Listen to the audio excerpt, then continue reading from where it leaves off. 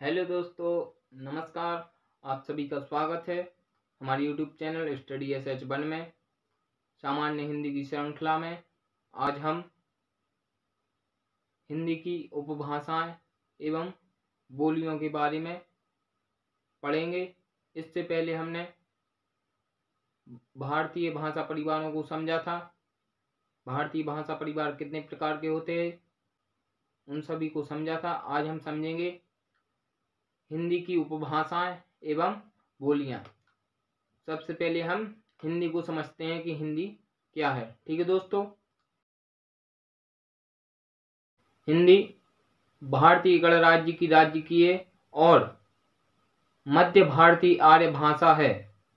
सन 2001 की जनगणना के अनुसार लगभग 25.79 करोड़ भारतीय हिंदी का उपयोग मातृभाषा के रूप में करते हैं, जबकि लगभग 42.20 करोड़ लोग इसकी 50 से अधिक बोलियों में से एक इस्तेमाल करते हैं। सन 1998 के पूर्व मातृभाषियों की संख्या की दृष्टि से विश्व में सर्वाधिक बोली जाने वाली भाषाओं के जो आंकड़े मिलते थे उनमें हिंदी को तीसरा स्थान दिया जाता है। ठीक है दोस्तों, अब हम हिंदी भाषी क्षेत्रों की जानकारी को समझेंगे कि हिंदी कहाँ कहाँ बोली जाती है। ठीक है दोस्तों, हिंदी भाषी क्षेत्र इस प्रकार है।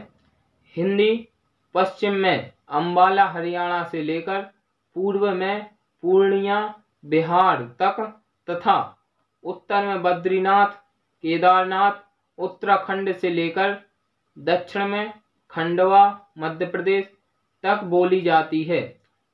इस हिंदी भाषी क्षेत्र या हिंदी क्षेत्र के नाम से जाना जाता है। जो ये सीमा क्षेत्र है, इस क्षेत्र को हिंदी भाषी क्षेत्र के नाम से जाना जाता है या हिंदी क्षेत्र के नाम से जाना जाता है। ठीक है दोस्तों, इस क्षेत्र के अंतर्गत 9 राज्य उत्तर प्रदेश, उत्तराखंड, बिहार, झारखंड, मध्य प्रदेश, छत्तीसगढ़, राजस्थान, हरियाणा व हिमाचल प्रदेश तथा एक केंद्र शासित प्रदेश दिल्ली आता है। ठीक है दोस्तों, इस सीमा क्षेत्र के अंतर्गत 9 राज्य और एक केंद्र शासित प्रदेश आता है। ठीक है दोस्तों, इस क्षेत्र में भारत की कुल जनसंख्या के 43% लोग रहते हैं। ठीक है दोस्तों, जो 9 राज्य और एक केंद्र शासित प्रदेश है, इस जगह पर भारत की कुल जनसंख्या का 43% लोग निवास करता है। ठीक है दोस्तों, अब हम समझेंगे हिंदी की उपभाषाएं एवं बोलियां। ठीक है दोस्तों, हिंदी भाषी क्षेत्र को नोट कर लें आप सभी लोग। ठीक है, अब उपभाषाएं व बोलियां समझेंगे हम। ठीक है, सबसे पहले बोली की परिभाषा समझेंगे कि बोली है क्या। ठीक है दोस्तों, इसको आप लोग नोट करते जाइएगा। ठीक है, एक छोटे क्षेत्र में बोली जाने वाली भाषा बोली कहलाती है। बोली में साहित्य की रचना नहीं होती। जो बोली होती है उसमें साहित्य की रचना नहीं होती और यह एक छोटे से क्षेत्र में बोली जाती है। ठीक है दोस्तों, अब हम समझेंगे। पहले बोली की परिभाषा को आप सभी लोग नोट कर लें। ठीक है, इसको आप जल्दी से नोट कर लें।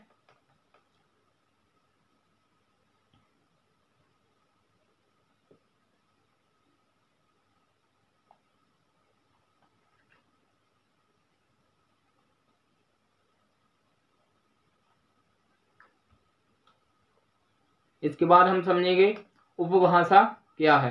ठीक है दोस्तों, अगर किसी बोली में साहित्य रचना होने लगती है और क्षेत्र का विकास हो जाता है तो वह बोली न रहकर उपभाषा बन जाती है।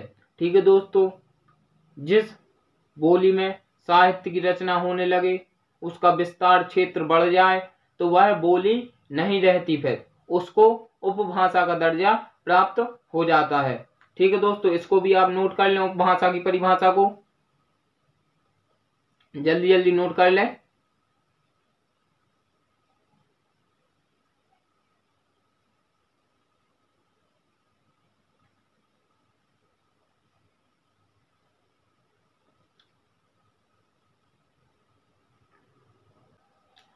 अब हम भाषा की परिभाषा को समझेंगे कि भाषा की परिभाषा क्या है।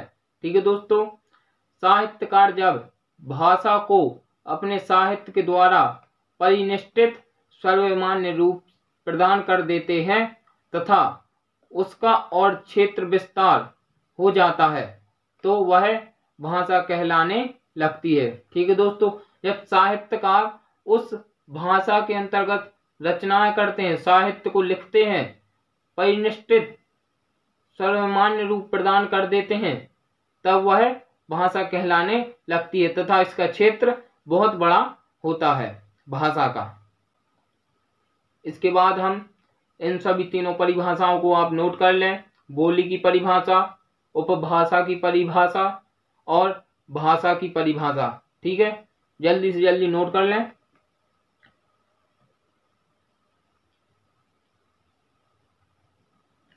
और हिंदी में 5 उपभाषाएं हैं और 18 बोलियां हैं। ठीक है दोस्तों, इसको अभी हम कंप्लीट करेंगे। ये 3 परिभाषाएं आप सभी लोग नोट कर लें। अब हम समझेंगे हिंदी की उपभाषाएं व बोलियां। ठीक है दोस्तों, सबसे पहले समझेंगे हम हिंदी की 5 उपभाषाएं। ठीक है दोस्तों, आप सभी लोग नोट करते जाएं।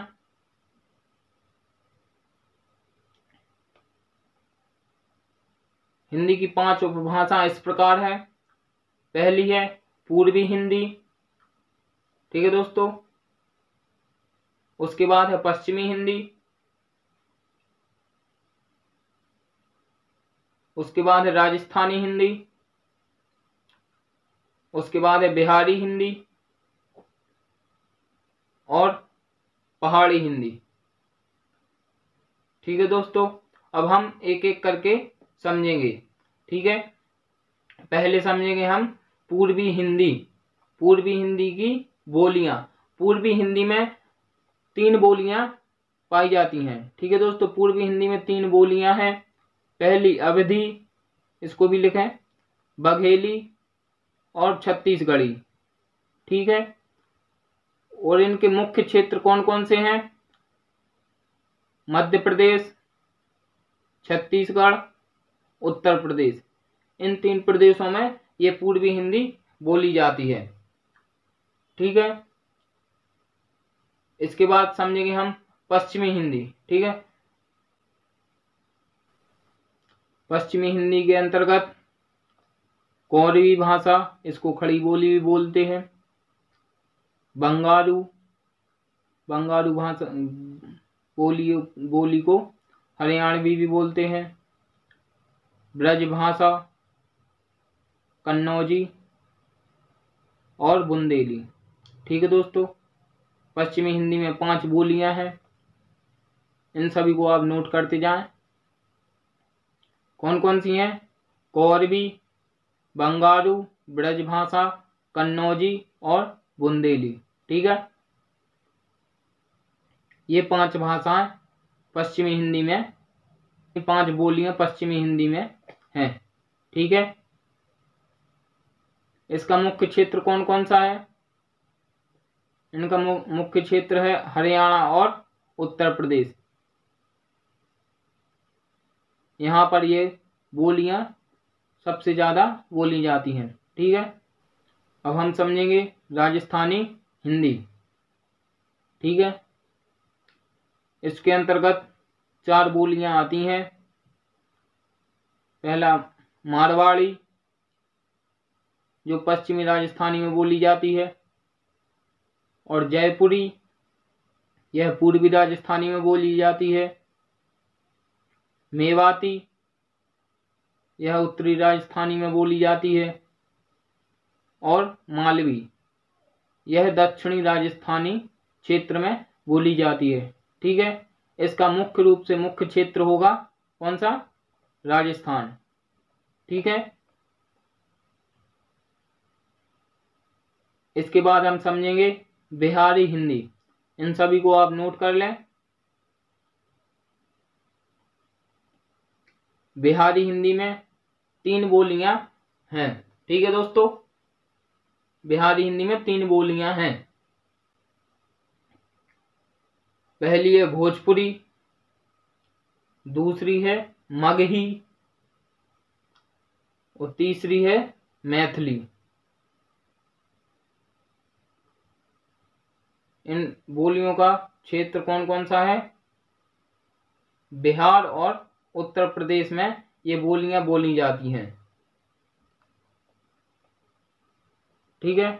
इसके बाद पहाड़ी हिंदी। पहाड़ी हिंदी के अंतर्गत 3 बोलियां आती हैं। पहला पहाड़ी बोली, दूसरा कुमाऊनी बोली और गढ़वाली बोली। कौन सी? गढ़वाली। इनका क्षेत्र है उत्तराखंड और हिमाचल प्रदेश। इन क्षेत्रों में यह भाषाएं बोली जाती हैं। ठीक है दोस्तों, एक बार से फिर से हम रिपीट कर देते हैं। सबसे पहले पूर्वी हिंदी। पूर्वी हिंदी के अंतर्गत 3 बोलियां आती हैं, अवधी, बघेली और छत्तीसगढ़ी। ठीक है। और इन बोलियों का क्षेत्र कौन कौन सा है? मध्य प्रदेश, छत्तीसगढ़ और उत्तर प्रदेश। ये सब पूर्वी हिंदी के अंतर्गत आती हैं। इसके बाद पश्चिमी हिंदी। पश्चिमी हिंदी में कोरवी, बंगारू और ब्रज भाषा, कन्नौजी और बुंदेली, ये 5 बोलियां इसके अंतर्गत आती हैं। ठीक है। और इनका बोलने का क्षेत्र कौन सा है? हरियाणा और उत्तर प्रदेश। ठीक है। इसके बाद है राजस्थानी हिंदी। राजस्थानी हिंदी के अंतर्गत मारवाड़ी, जो कि पश्चिमी राजस्थानी में बोली जाती है, और जयपुरी, जो कि पूर्वी राजस्थानी में बोली जाती है, और है मेवाती, जो कि उत्तरी राजस्थानी में बोली जाती है, और मालवी, यह दक्षिणी राजस्थानी में बोली जाती है। इसका मुख्य क्षेत्र है राजस्थान। ठीक है। ये सभी आप लोग नोट कर लें। और इसके बाद है बिहारी हिंदी। बिहारी हिंदी में कौन कौन सी बोलियां आती हैं? भोजपुरी, मगही और मैथिली। ये सभी बोलियां बिहार और उत्तर प्रदेश में बोली जाती हैं। इसके बाद है पहाड़ी हिंदी। इसके अंतर्गत भी 3 बोलियां आती हैं, पहाड़ी बोली, कुमाऊनी बोली और गढ़वाली बोली। यह उत्तराखंड और हिमाचल प्रदेश के अंतर्गत बोली जाती हैं।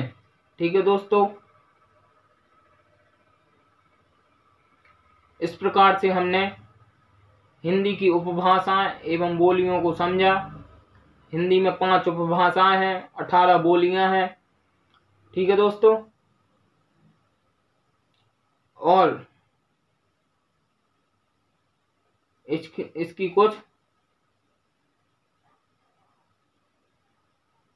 विशेषताएं हैं,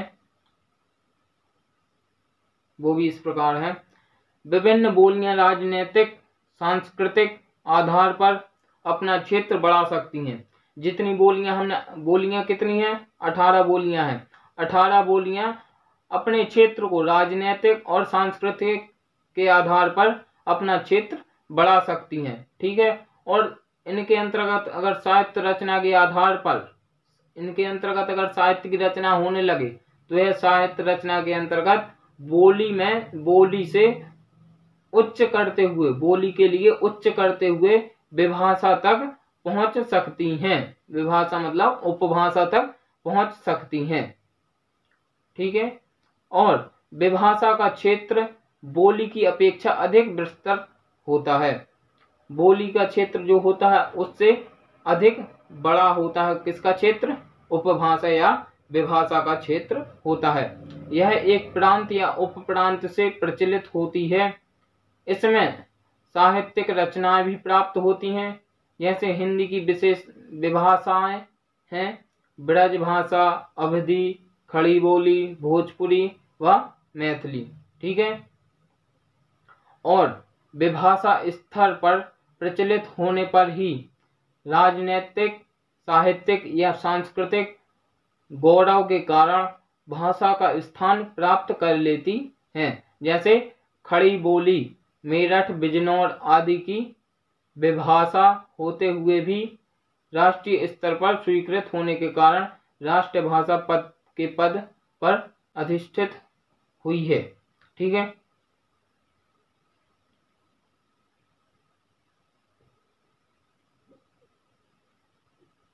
और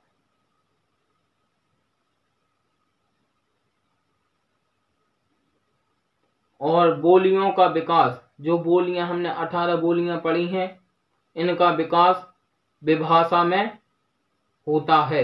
विभाषा में होता है। ठीक है। अगर बोली का क्षेत्र बढ़ जाए तो यह विभाषा के अंतर्गत आने लगती है। और विभाषा का विकास हो, अगर विभाषा का क्षेत्र बढ़ जाए तो यह किस में बदल जाती है? भाषा के अंतर्गत आने लगती है। बोली से सबसे पहले बनेगी विभाषा, विभाषा या उपभाषा, उसके बाद बनेगी भाषा, उपभाषा से बनेगी भाषा। ठीक है। जैसे भाषा खड़ी बोली हिंदी है, भाषा खड़ी बोली हिंदी है। और विभाषा हिंदी क्षेत्र की प्रमुख बोलियां, हिंदी क्षेत्र की जो बोलियां हैं वो सब विभाषा है। जैसे ब्रजभाषा, अवधी, खड़ी बोली, भोजपुरी व मैथिली, ये सब विभाषा है। और बोली हिंदी क्षेत्र की विशेष बोलियां हैं।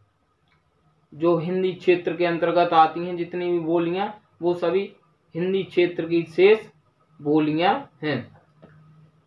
इसके अंतर्गत आज हमने हिंदी की उपभाषा व बोलियां को समझा, बोली, उपभाषा, भाषा की परिभाषा को समझा, हिंदी भाषी क्षेत्र को समझा। इस प्रकार से आज हमने हिंदी की उपभाषा व बोलियों का टॉपिक कंप्लीट किया। दोस्तों, अगर वीडियो अच्छी लगे तो ज़्यादा से ज़्यादा हमारी वीडियो को शेयर करें, वीडियो को लाइक करें और हमारे चैनल को सब्सक्राइब जरूर करें। इसमें सामान्य हिंदी का पूरा विश्लेषण के साथ, तर्क के साथ आपको सभी लेक्चर मिलेंगे। ठीक है। इसके बाद वर्णमाला स्टार्ट करेंगे। और वीडियो अच्छी लगे तो शेयर करें और हमारे टेलीग्राम ग्रुप स्टडी SH1 में ये वीडियो प्रोवाइड हो जाती हैं, तो उसे भी आप लोग ज्वाइन करें। ठीक है दोस्तों, आज की क्लास यहीं ख़त्म होती है। धन्यवाद। जय हिंद साथियों।